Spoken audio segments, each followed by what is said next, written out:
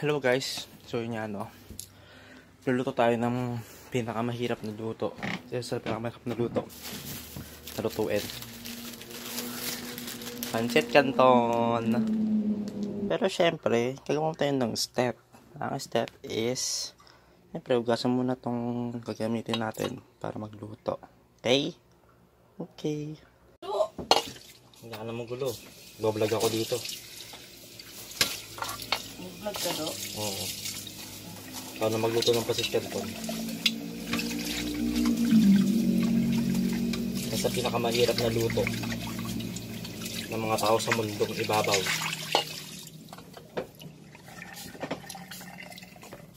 Yun na. So yun yan, no? Sunod na yung step, lagyan natin ng tubig. Pag ganito. Baka di ka marunong eh. Ganito.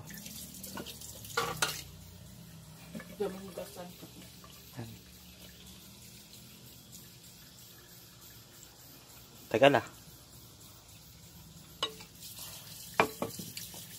Sunod na lagyan sa kawali. Sa kawali. Pupo. Sa ano? Lutuan. Here. Here. Can you see this? I can see this.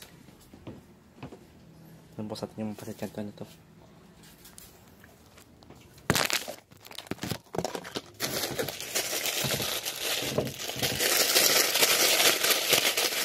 So, yun nga no guys. Yan na siya. Siya na hindi kasya ang pancit canton.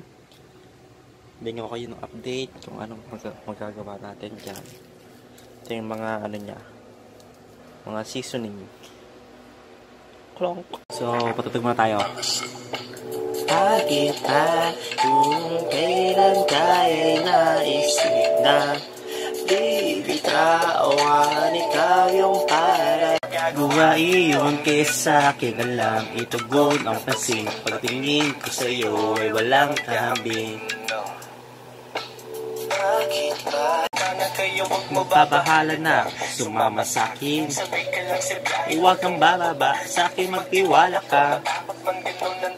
Sasaluhin kita, dagdagan kita, pipeta pa sa palo ko kapag napagod ang paa. Iiwan kang mag-isa sa mundong mapaglaro. Alam ko na gusto mo rin, kaya wag kang magbibigay.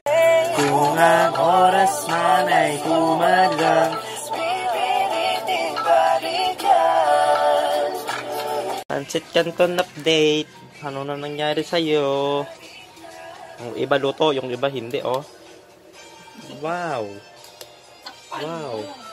What a nice cook. What a nice cook you have. You have a good cooking skill. Wow. Look at that. Yan no guys, I'm done preparing.